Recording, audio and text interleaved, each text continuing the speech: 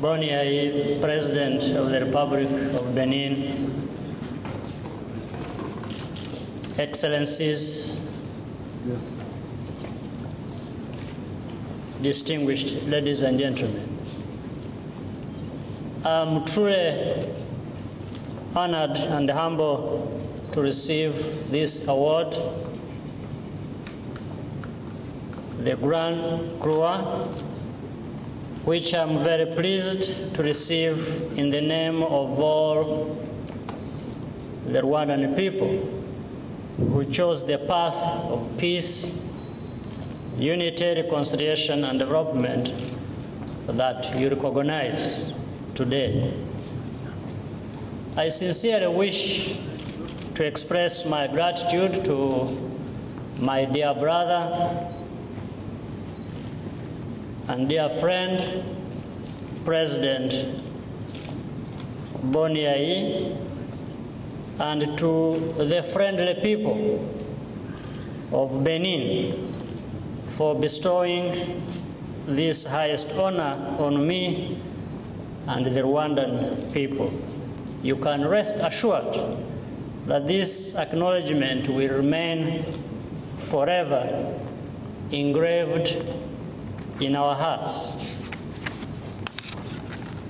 Your Excellency, distinguished ladies and gentlemen, allow me to say at the outset that whatever we have been able to achieve in Rwanda, we consider it work in progress. We do appreciate that our friends recognize the modest progress we are making in some areas for which this recognition is made this evening. But there is still a long way to go, and we must keep working hard to reach where we would like to be.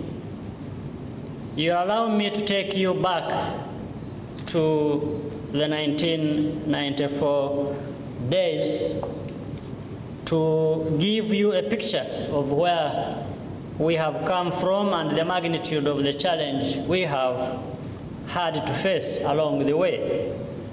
Immediately after the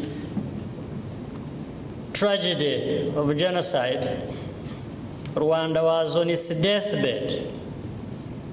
In a space of about 100 days, over 1 million of our people had been killed. The social and physical infrastructure had been destroyed, and the fabric that united the Rwandan people had been torn. There were no hospitals, no schools, no banks, and no judicial institutions, and above all, no government. All the public servants had either been killed or fled. The genocide in 1994 and its far-reaching implications were a result of decades of bad governance and a leadership that entrenched division instead of promoting what united us as Rwandans. Despite the immense challenge inherited, we were determined to reverse that situation and put Rwanda back on its feet. The first thing that we did was to invite Rwandans of all walks of life to a national dialogue.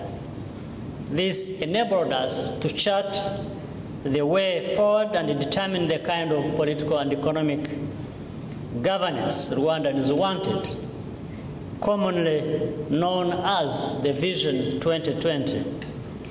Similarly, national consultations were held that created a new constitution in 2003.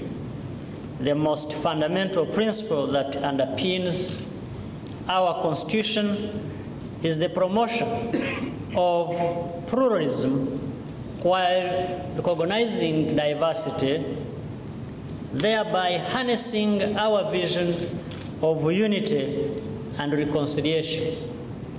This is demonstrated through power sharing, dialogue at all levels, and consensus building. In our Constitution, women and youth have their deserved place and recognition. For example, we must have at least 30% representation of women in all decision-making organs, with a current 56% of women in Parliament. We moreover have a strong representation in other institutions such as the judiciary. All these would remain good intentions without strong institutions and policies that translate them into meaningful results on the ground. We have also decentralized our governance institutions and allowed authority to determine their own development priorities, including choosing their own leaders, and they are given a forum to decide how they are governed. Previous forms of institutionalized discrimination had to be removed so that all Rwandans have equal opportunities, including education, employment, and other facets of life. And we have created a stable and secure environment for Rwandans to engage in development activities of their choice. Let me say that most of what we have done has been inspired and borrowed from our culture and traditions, which are shared by all Rwandans. This has helped us to find homegrown solutions. The Gacaca courts, for example, that we used to adjudicate about 1.5 million genocide-related cases, are such an emanation. These courts have had the benefits of dispensing both justice and reconciliation, and the added advantage that every Rwandan identified with such a mechanism.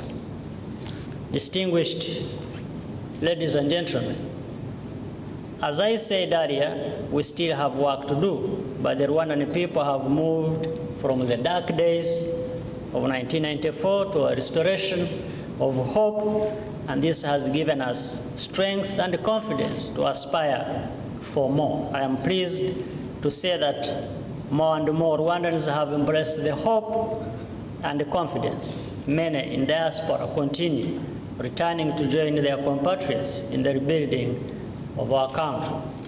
And it is this same confidence that encourages our development partners as well as business people, both local and foreign, to invest their future with Rwanda. Let me conclude by saying that we wish to join our brothers and sisters from Benin and the rest of Africa to face the remaining challenges together. What our recent past has taught us is that nothing is impossible. We are convinced that with concerted effort, speaking with one voice, we can triumph together. Once again, I thank you, Your Excellency, President Boni Yayi, and all the people of this great country of Benin for this award. Long live African solidarity, and long live the dignity of the African people. I thank you very much.